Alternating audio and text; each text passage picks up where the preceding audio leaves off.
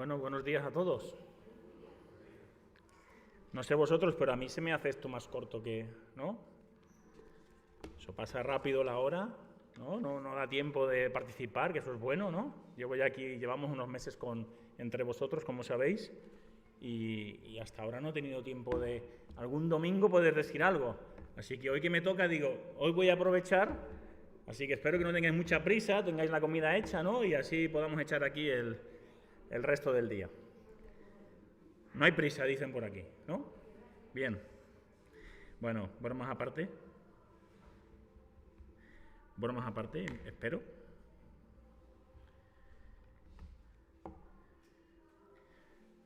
Tengo por ahí, Esteban, han puesto una cosa ahí, una mini presentación para tener un poco de apoyo a lo que en esta mañana quería compartir con vosotros.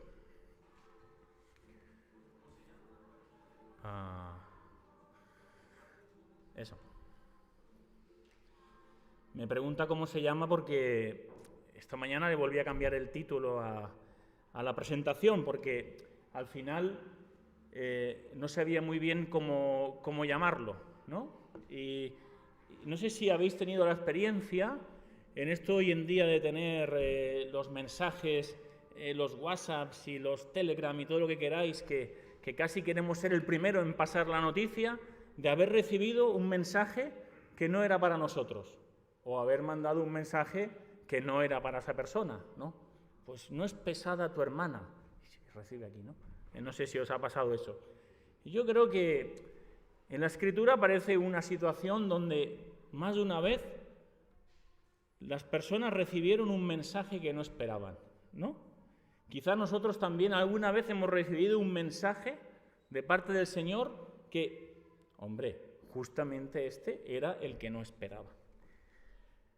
Dice en Efesios capítulo 3, versículo 18, dice, puedan comprender, nosotros, ¿no? Podamos comprender, junto con todos los santos, cuán ancho y largo, alto y profundo es el amor de Cristo. Aquí Pablo era un poco lanzado, ¿no? Porque la verdad es que, por lo menos por lo que a mí respecta, no creo que vaya a entender, ¿no? Cuán profundo, cuán ancho, cuán largo pueda ser el amor de Dios. Hasta que no estemos allí y seamos completos, no podremos entender esa situación. Así que sí me gustaría hablar esta mañana un poco sobre la profundidad del amor de Dios, ¿no? Sobre la amplitud, sobre esa dimensión que no es capaz de entender, pero que el Señor es capaz de explicarnos que hasta donde nosotros llegamos, Él va un poquito más. Cuenta la historia de un joven que iba tirando de un carro, ¿no? Lleno de heno hasta arriba, y cuando pasó por delante de una granja, el carro tropezó con una piedra que había en el camino, y allí que fue todo el heno que estaba en el carro al suelo, y el niño empezó a llorar, ¿no? Empezó a llorar. Así que el granjero, que estaba dentro de su casa, dijo, chico, no te preocupes, no pasa nada. Dice, ven dentro, que está la cena preparada, y cuando terminemos, pues saldremos, prepararemos otra vez el carro y nos iremos, o te podrás ir. Dice, no puedo, dijo el chico, mi padre se va a enfadar mucho conmigo. Y el granjero dijo, hombre, no discutas, no vendrá de un rato más, un rato menos que llegues. La cena está preparada, ven y cena. No, de verdad que mi padre se va a enfadar mucho. Así tanto insistía el granjero que al final el chiquillo entró dentro de la casa a cenar con el granjero. Cuando salieron, el granjero le dijo, bueno, ¿no estás mejor ahora? Dice, de verdad que no, de verdad que mi padre se va a enfadar. Dice, tonterías, hombre, ¿dónde está tu padre que podamos hablar con él? Dice, ahí está, debajo del heno. Así que el padre se había quedado allí, así que imaginaros cuando el padre salió de debajo de aquel montón, seguramente muy contento no estaría. El enfado, la ira, el enojo, llamarlo como lo queráis llamar, en realidad la falta de lo que crees que es justo es una sensación que uno tiene, ¿no? Cuando uno se enfada por algo. La expectativa de lo que era justo y no se ha cumplido. Como sinónimos de enfado o de ira tenemos un montón, ¿no? Ahí tenemos para todos los gustos. Pues furor, pues rabia, pues cólera, pues irritación, enojo, indignación, enfado, molestia, y ahí podéis ir añadiendo todo lo que queráis para esta situación donde uno a veces pierde los papeles, ¿no? Como decía, es normalmente la situación donde uno ve que algo que tenía que ser de una manera no ha sido. Hay momentos de enfado o de ira que podrían ser justificadas, ¿no? Siempre y cuando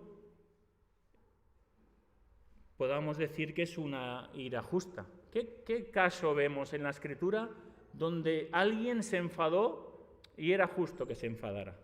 Podemos ver en Juan, capítulo 2, ¿no? Versículo 12, cuando el Señor entra ¿dónde? Entra en el templo. Muy bien. Dice que estaba cerca la Pascua de los judíos y subió Jesús a Jerusalén y halló en el templo a los que vendían bueyes, ovejas y palomas y a los cambistas allí sentados, haciendo su mercado, ¿no? Haciendo su negocio.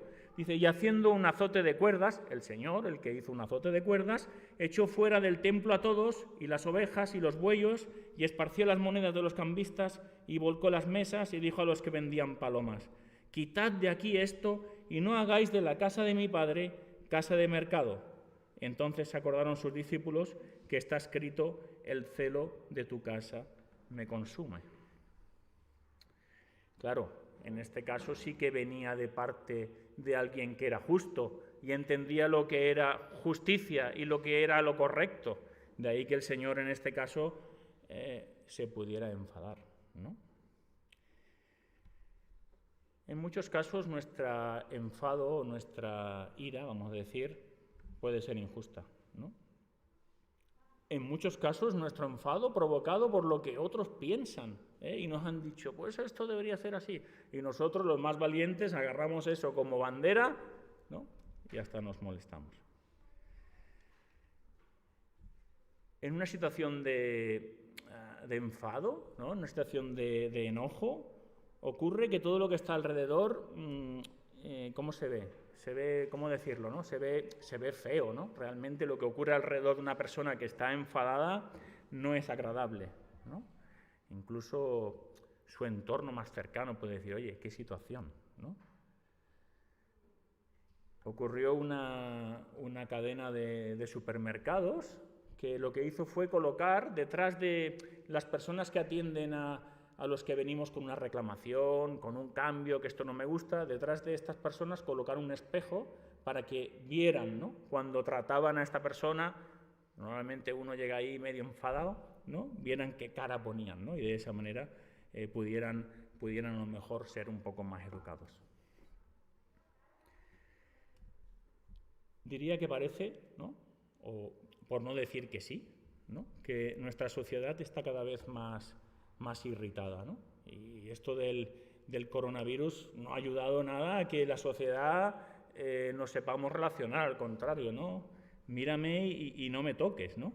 Y ya no digo solo hay que encender la radio y la televisión, ¿no? Solo hay que ir al supermercado para ver que la gente realmente cada vez está un poco más alterada.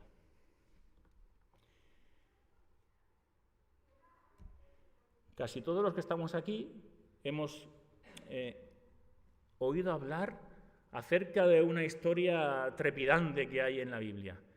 Y el que no haya oído hablar de ella, pues tiene ocasión de oír, ¿eh? ¿Quién no se ha asombrado, quizás en la escuela dominical o quizás más adelante, al conocer la historia de un hombre que llegó a estar dentro de un pez, ¿no? ¿O quién no ha pintado en la escuela dominical un hombre allí en medio de una tormenta, en medio del agua?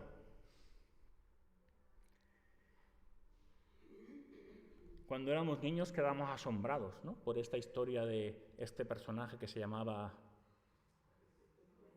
Es que no oigo. Jonás, eso, Jonás, ¿no?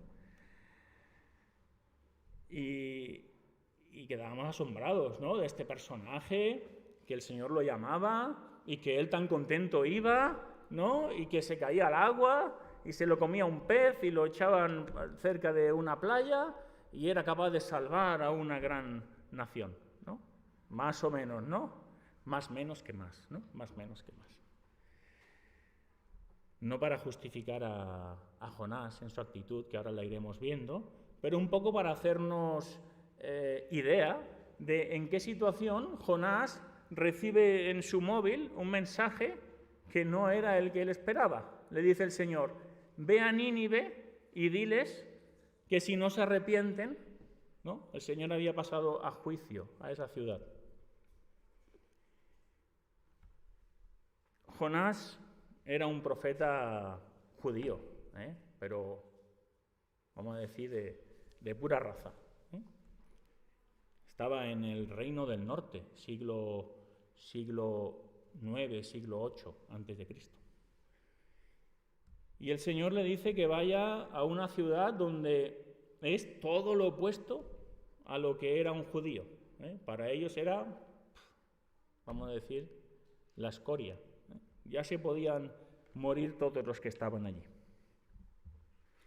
Así que, en primer lugar, podemos entender que Jonás era una persona que aquel mensaje que le llega de parte del Señor y le dice: ve a ver a estos que no son mi pueblo y diles que si no se arrepienten van a perecer, pues claro, en su categoría de hombre judío de pura raza no le cuadraba. Por otro lado, tenía que ir a salvar una ciudad que pertenecía a uno de sus grandes enemigos, ¿no? Un reinado que había en aquel momento que dominaba medio mundo y que con su poderío y su armamento era capaz de aniquilar la sociedad o el mundo judío. Por lo tanto, hombre, no era sencilla la situación. Nos encontramos, si conocemos la historia, con que al final Jonás es capaz de ir, ¿no? Obedece a Dios, llega a la ciudad de Nínive y después de todo el esfuerzo realizado, los resultados son satisfactorios, ¿no? Ya que prácticamente la ciudad entera se arrepintió y se entregó a Dios. Satisfactorio el resultado, claro, digo desde el punto de vista de Dios, porque por parte de vista de Jonás, ¿no? Yo os animo, Jonás son 4 capítulos que están llenos de mucho de nosotros, de mucho de nosotros. Como decía, la ciudad había sido pasada por juicio y Dios había determinado destruirla, a menos que los habitantes se arrepintieran. Si hubiéramos escrito nosotros el libro de Jonás, ¿no? O se lo hubiéramos dado al mejor escritor de películas de Hollywood, siempre le caen a los de Hollywood, pero bueno, al mejor escritor de guiones de Hollywood, seguramente hubiera terminado el libro con otro final, ¿no? Con un final apoteósico, ¿no? Ya que los versículos anteriores al último capítulo de Jonás nos llevan hacia eso, ¿no? Un Jonás que es rescatado del agua, un Jonás que predica, una ciudad entera que se arrepiente, un Jonás que grita dentro del pez, capítulo 2, versículo 9, la salvación pertenece al Señor, y luego cuando llega a Nínive dice, el Señor os ha pasado a juicio, arrepentiros, y el pueblo de Nínive creyó en el Señor. Vamos, esto era una apoteosis, ¿no? Una apoteosis. Pero el final de Jonás es todo lo contrario a este final que todos esperábamos, ¿no? Había mucho prejuicio por parte de Jonás, había mucho enfado por parte de Jonás. Un enfado porque las cosas no eran como Jonás creía que debían de ser. La expectativa de lo que para él era justo estaba muy lejos de la realidad que Dios tenía en su mente, en su corazón. Y esto llevó a la ira, llevó a la tristeza y llevó al enojo a Jonás. Así que aprovechando la historia de Jonás, en esta mañana quisiera que entendiéramos un poco y nos permita tener en cuenta la profundidad de la gracia de Dios. Así que, Esteban, si le das una vez, muy bien. Nuestra ira nos hace perder la acción de la gracia de Dios en nuestras propias vidas y en las de los demás. He puesto 3 títulos o 3 ideas, ¿no? Y una de ellas es esta, que nuestro enfado, lo que creemos que es justo, lo que pensamos como deberían de ser las cosas, nos puede hacer perder la acción de la gracia de Dios en nosotros mismos y en la vida de los demás, que también es grave, que también es grave.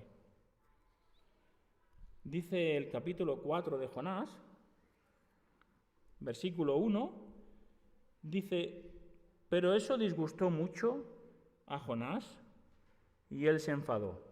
Bueno, disgustó mucho a Jonás que el pueblo de Nínive se arrepintiera y el Señor lo salvara.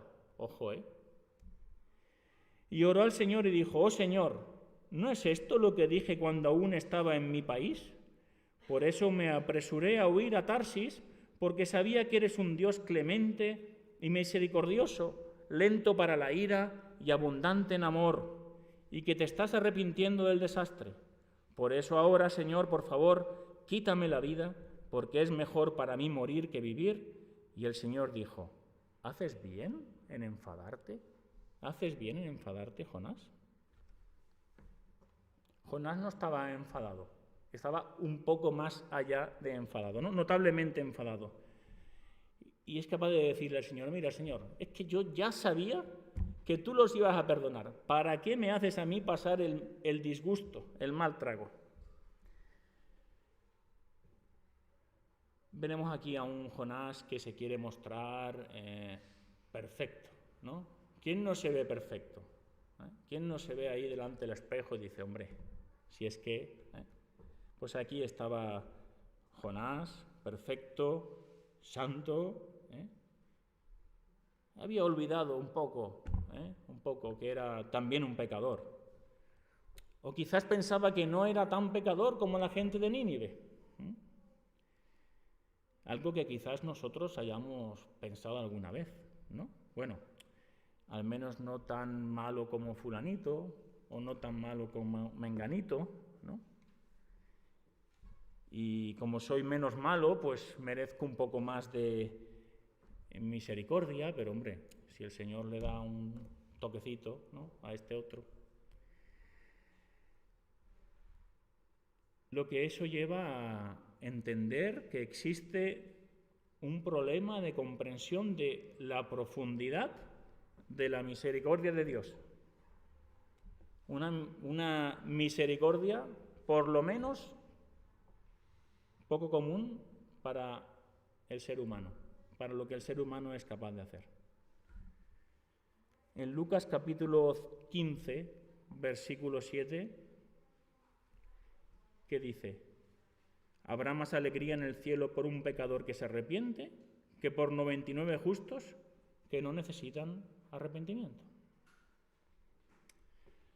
Jonás está respondiendo un poco como otra historia que aparece en el Nuevo Testamento, ¿no? De un hermano que volvió a su casa, ¿no?, y se encuentra con que se estaba celebrando una fiesta, más o menos, todos estamos ya ubicados, ¿no? El hermano no se alegra de que su hermano haya vuelto. Digo yo, lo normal, ¿no?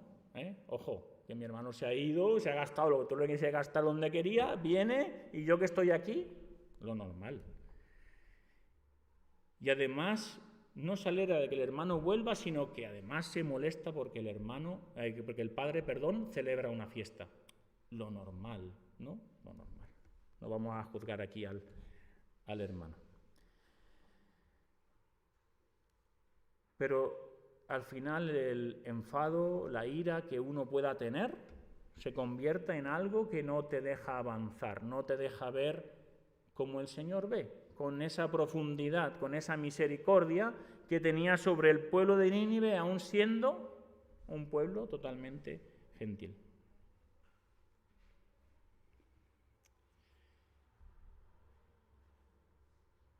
No sé si a veces Jonás actuó allí, ¿no?, y eso quizá lo podemos trasladar a otras en otros momentos, como que Jonás jugaba un poco a ser Dios, ¿no? Decidía quién eran los buenos y decidía quién eran los malos. Incluso decidía quién merecía la vida y quién no merecía la vida, ¿no? Jonás capítulo 4, versículo 3, dice: por eso ahora, Señor, por favor, quítame la vida, porque es mejor para mí morir que vivir. El enfado le carcomía tanto que deseaba morir, ¿no? La ira le robaba la vida. La ira nos quita la alegría, ¿no? Y se supone que la alegría es una marca distintiva del cristiano, ¿no? La alegría es una marca distintiva del cristiano. Somos rápidos para la ira. ¿Y qué dice?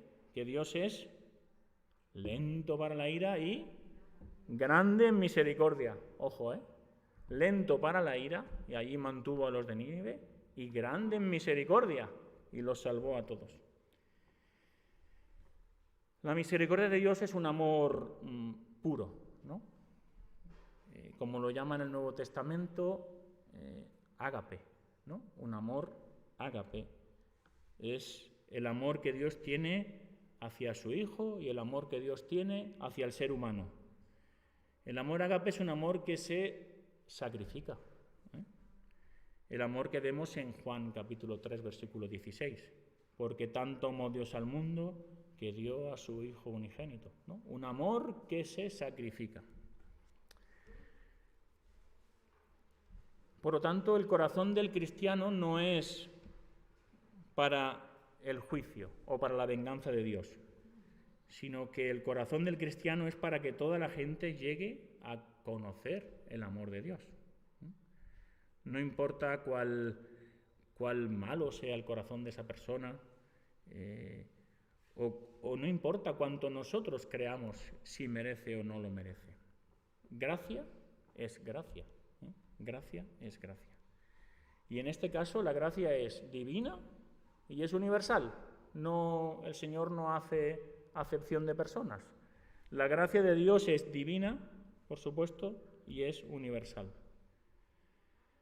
Nuestro corazón debería estar apasionado, ¿no? por transmitir, por traer, por enseñar a las personas la misericordia de Dios, ¿no? Más que mirar nuestro entorno más egoísta. Así que dice que nuestra ira nos hace perder la acción de la gracia de Dios en nuestras propias vidas y en las de los demás. Y Jonás, y quizás yo en algún momento, hayamos podido hacer que nuestro enfado haya hecho que la acción de la gracia de Dios se haya visto un poco limitada. Dale, Esteban, por favor. Dice: nuestro enojo, nuestro enfado, puede hacer que busquemos el juicio de los demás cuando Dios está mostrando compasión. Compasión. Dice el versículo 5 del mismo capítulo: y salió Jonás de la ciudad y acampó hacia el oriente de la ciudad, y se hizo allí una enramada y se sentó debajo de ella a la sombra hasta ver qué aconteciera en la ciudad. Fijaros en Jonás, qué personaje que sale de la ciudad y dice: bueno, ahora me voy a poner aquí en primera fila a ver cómo el Señor va a mandar aquí una tormenta de lo que sea. Dice: y preparó, versículo 6, y preparó Jehová Dios una calabacera, la cual creció sobre Jonás para que hiciese sombra sobre su cabeza y le librase de su molestar. Y Jonás se alegró grandemente por la calabacera. Pero al venir el alba del día siguiente, Dios preparó un gusano, el cual hirió la calabacera y se secó.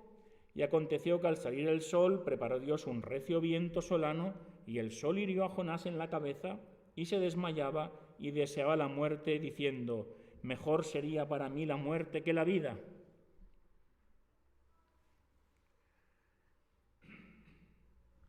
Anda que en este capítulo, en poco rato, Jonás las dos veces está deseando morirse. Dice: mejor sería para mí la muerte que la vida. En lugar de celebrar que los ninivitas ¿Por la misericordia de Dios habían sido salvos? ¿No? Parece que está más interesado en tener un asiento en primera fila para ver, oye, yo decido quién es el bueno, quién es el malo, quién se lo merece, quién no se lo merece.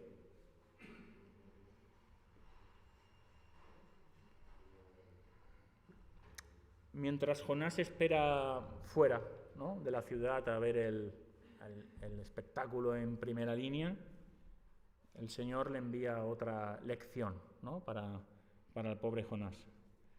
Y igual que Dios había enviado una tormenta cuando Jonás estaba en el mar, está usando de nuevo la naturaleza para enseñarle una lección objetiva sobre su misericordia. Y el Señor quiere que Jonás cambie, ¿no?, cambie su comprensión entre justicia y misericordia. Quizás también quiere que nosotros a veces cambiemos y entendamos lo que es misericordia de Dios.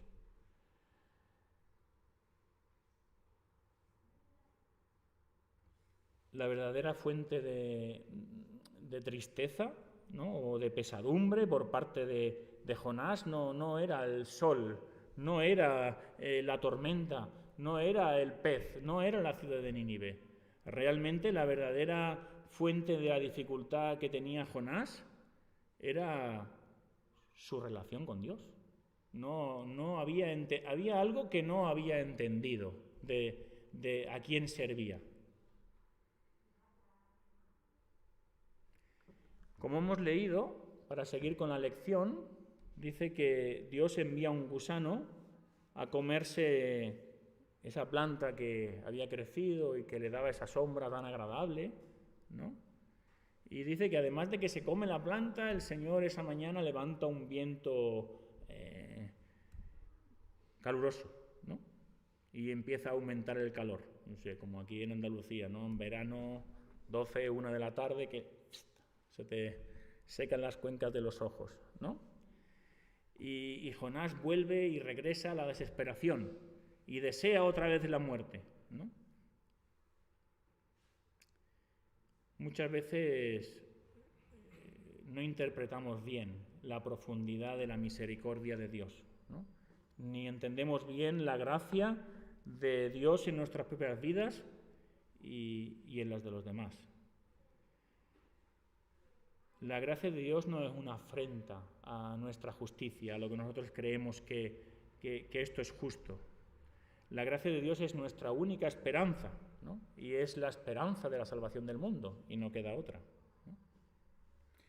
Dice en Colosenses capítulo 3, versículo 12: Vestíos, pues, como elegidos de Dios, santos y amados, corazones compasivos, bondad, humildad, mansedumbre y paciencia, soportándoos unos a otros, y si alguno tiene queja contra otro, perdonándoos unos a otros como el Señor os ha perdonado, así también vosotros debéis perdonar. Nuestro enojo puede hacer que busquemos el juicio de los demás cuando Dios está mostrando compasión. Colosenses dice: como el Señor os ha perdonado, así también vosotros debéis perdonar. Así que el Señor, en su bondad, en su misericordia, está mostrando compasión. Como nosotros, con nuestra actitud de enfado, con nuestra actitud de enojo, estamos buscando un juicio, como Jonás, que se sentó ahí fuera, ¿no?, a esperar. Venga, a ver cuándo viene, ¿no?, cuando el Señor está mostrando compasión. Pásalo, Esteban. Tercer punto, dice: nuestro enfado nos puede hacer perder oportunidades para que Dios muestre misericordia a otros a través de nosotros.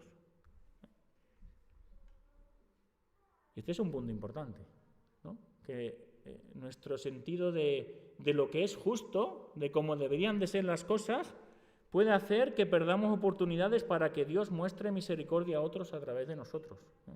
Ya no es que el Señor no le ha dicho a este que era misericordioso, sino que yo no he sido un vehículo para que el otro entendiera de la profundidad, de la amplitud, de la anchura, de la misericordia de Dios. Versículo 9 dice del capítulo 4 de Jonás: pero Dios le dijo a Jonás: ¿haces bien en enojarte por la planta? Acordaros que venimos de que la planta se murió y salió aquel sol y Jonás estaba, que se quería morir. Y él dijo, sí, hago bien en enfadarme. Ahí Jonás, manteniendo el reto, ¿no?, con Dios, dice, lo suficiente como para morir. Imagínate si me he enfadado de que la planta se muriera. Versículo 10. Y el Señor le dijo, así que te enfadas porque la planta se ha muerto, por la que ni trabajaste, ni la hiciste crecer, que nació en una noche y que pereció en una noche. Versículo 11. ¿No debería yo compadecerme de Nínive, esa gran ciudad en la que hay más de 120.000 personas que no distinguen su mano derecha de la izquierda y también mucho ganado? La conversación del Señor con Jonás era tremenda. Los últimos versículos de Jonás son palabra de Dios directamente con él. Y con el corazón de Jonás ya expuesto a lo que el Señor le dijera, el Señor aprovecha para darle algunos consejos, ¿no? Y el Señor le muestra su rechazo por estar enfadado por esa planta, ¿no?, que se había muerto, y le muestra que no está de acuerdo con que no estuviera contento de que Nínive se hubiera escapado del castigo, sino lo contrario. Estas palabras finales que hemos leído exponen el pecado de la justicia propia, ¿no?, de lo que yo, que soy quien decido lo que debe de hacer o lo que debe de ocurrir. Mi propio juicio, ¿no?, mi propio juicio. Pero también muestran estas últimas palabras la profundidad de la gracia y la misericordia de Dios, ¿no? Y hemos cantado esta mañana, cuán profundo es tu amor, dice, no lo puedo comprender. Realmente Jonás, si hubiera habido esa canción en aquel momento, quizá era un buen momento para que la cantara, ¿no? Cuán profundo es tu amor, no lo puedo comprender.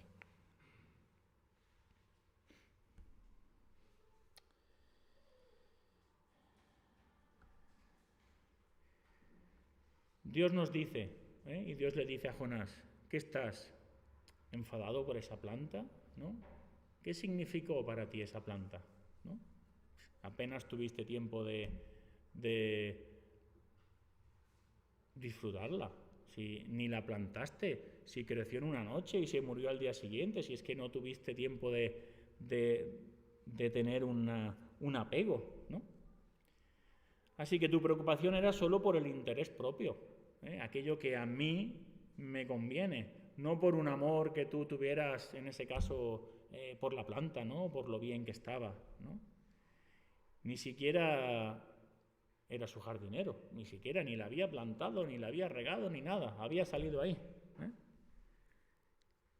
Y el Señor le dice, ¿cómo esperas que me siente yo, ¿no?, que tengo a 120.000 personas, que tengo ganado, que los he cuidado, que los he visto crecer, que yo los hice, ¿no?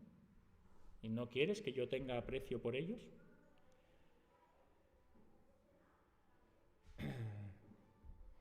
El Señor le deja claro a Jonás que Jonás es el profeta de Dios y no al revés. Y el Señor nos deja claro a nosotros que nosotros somos un vehículo suyo y no nosotros somos Dios que decidimos quién merece misericordia y quién no merece misericordia.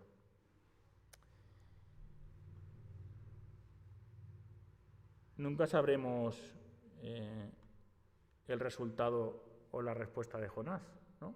Ahí el escritor nos deja con una pregunta al final y no sabemos lo que pasó. Deja un final muy abierto, ¿no? Termina, pasáis la hoja, ya Jonás se acaba el libro. Nos deja ahí. No sabemos cómo siguió la vida de Jonás. Esperemos que el Señor lo lo ayudó, esperemos que el Señor lo guió, esperamos que el Señor en esos mensajes que nos manda, que no eran para mí, pero que sí son para ti, que no es lo que tú esperabas, te ayude para evolucionar, te ayude para madurar, ¿no? Lo que sí tenemos claro, lo que sí sabemos, es que Dios tiene la última palabra. ¿Qué cosas nos roban la alegría? ¿No? ¿Qué cosas nos roban la alegría? ¿No? ¿Cuántas veces, por qué me ha pasado esto? ¿Por qué me ha pasado aquello? ¿Por qué a mí? ¿No?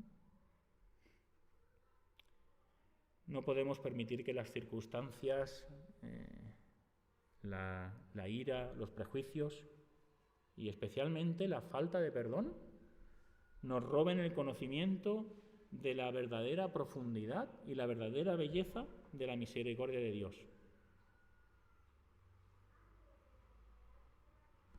La realidad es que un Jonás acecha en nuestras vidas, ¿no? Si leéis el libro de Jonás veréis como el Señor le dijo, ve a Nínive, y Jonás dijo, ¿cómo que a Nínive? Me voy a Tarsis, ¿no? Si tú me dices a la derecha, yo me voy a la izquierda. Bueno, Tarsis era una palabra, ¿no?, que significaba, era algo como de minería, ¿no? Entonces se supone que era por esta parte de aquí. Da igual si era en Cerdeña, si era aquí en Huelva, o donde fuera, o en Cádiz, o donde fuera.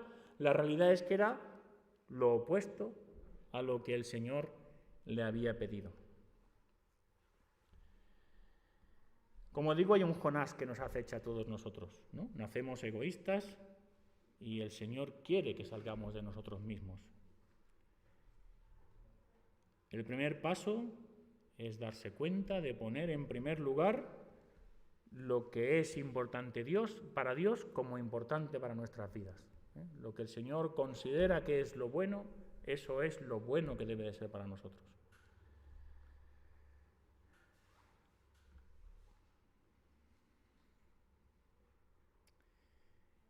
Puede ser que en ocasiones nuestro caminar con el Señor esté falto, ¿no?, de tiempo en su palabra, esté falto de tiempo de oración, esté falto de tiempo de profundidad con Él, ¿no?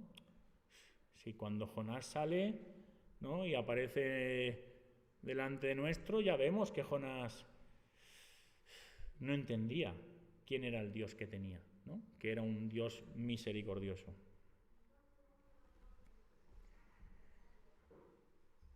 Dale, Esteban. Así que el libro de Jonás nos muestra al Señor en toda su majestad soberana. Nos muestra un Dios soberano, ¿eh? Él decide. Yo decido cómo van a ser las cosas. Dios es soberano sobre el profeta, decide sobre el barco, decide sobre el mar, decide sobre los peces, decide sobre Nínive, decide sobre aquella planta, decide sobre aquel pequeño gusano, sobre el viento. Y aquí encontramos, ¿no?, una implacable y poderosa profundidad del amor de Dios, en que Él es soberano, en que Él es soberano. También nos dice en Jonás que Dios es santo.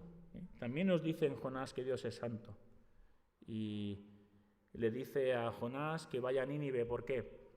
Porque era una gran ciudad. ¿Porque allí va a encontrar lo último? No, porque no tolera el pecado. Y el Señor manda a Jonás a una ciudad a decirle, oye, esto yo no lo tolero. Así que o os arrepentís o vendrá juicio sobre vosotros. Así que el Señor no tiene relación con lo inmundo. Dios es santo, pero también Dios es misericordia. También Dios es misericordia. Y la misericordia de Dios no disminuye su santidad, sino que la magnifica. Jonás también nos recuerda que Dios es poderoso. Así que Dios envió la tormenta y fue también quien calmó la tormenta. Fue Dios quien envió al pez, fue Dios quien lo dirigió a Nínive Y fue que Dios quien hizo que el pez expulsara a Jonás cerca de la ciudad de Nínive. Dios es misericordioso y Dios es bondadoso. Y Él está derramando cada día su misericordia sobre nosotros. Vivimos en un tiempo de gracia, ¿no? De mucha gracia, de gracia sobre gracia. Nuestro alejamiento del pecado, lo que conseguimos alejarnos del pecado, no es porque seamos muy buenos y lo conseguimos, sino porque Dios es misericordioso y abunda en amor y nos ayuda en ese proceso de irnos separando del pecado. ¿Cómo de ancha y de profunda es la misericordia de Dios? ¿Cómo de ancha y de profunda es la misericordia de Dios?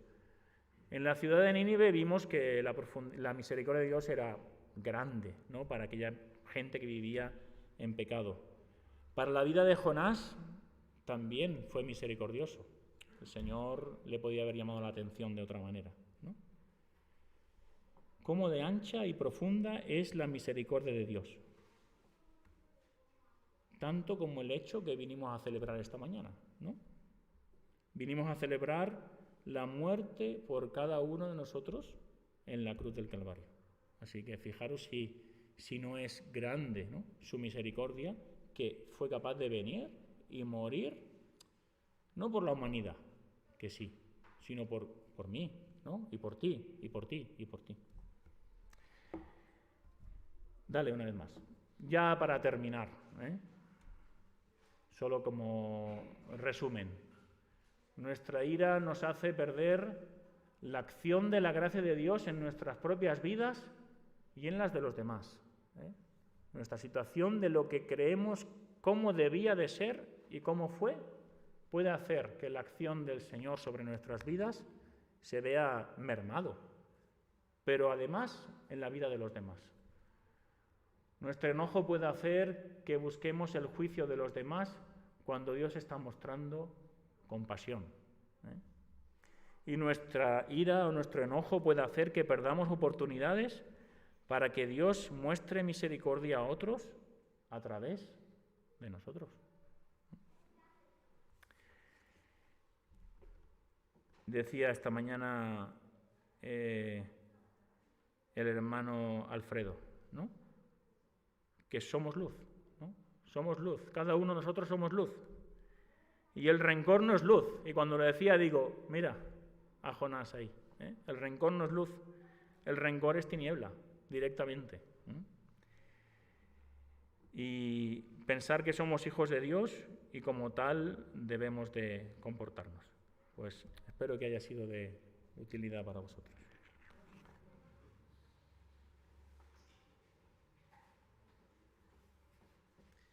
Muchas gracias les queremos dar a Mar por esta predicación, ¿no? Y como él dice, que tengamos compasión, que no tengamos ira y que seamos alegres. Y le quería pedir a Antonio Pérez, que está ahí al final, si por favor es amable de venir aquí y despedirnos con una oración en este culto.